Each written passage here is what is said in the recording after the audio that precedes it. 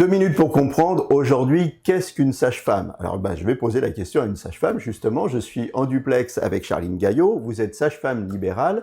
Qu'est-ce qu'une sage-femme? Où commence son domaine de compétence et où s'arrête-t-il? Alors donc une sage-femme, c'est vraiment le professionnel de la physiologie de la santé de la femme.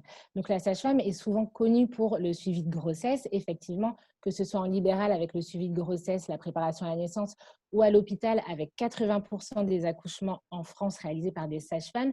Effectivement, la sage-femme est vraiment, on va dire, la référente de la physiologie de la grossesse.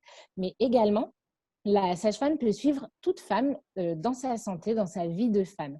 Donc, que ce soit la jeune femme qui souhaite prendre sa première contraception ou que ce soit la femme plus âgée alors qu'elle est ménopausée. On peut vraiment suivre une femme dans toute sa vie, du début à la fin, avec entre deux les grossesses, tant que tout est physiologique.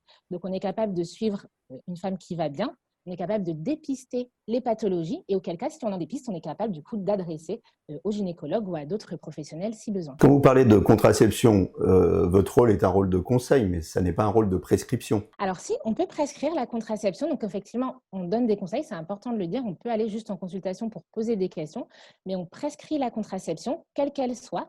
Et donc si c'est une contraception à poser, telle qu'un implant par exemple, ou un stérilet, la sage-femme a la compétence de poser ces contraceptions. Pardon. Elle a également la compétence de faire le suivi des frottis sans aucun problème. Alors, j'ai une question masculine à vous poser. Est-ce qu'il existe des sages-femmes hommes?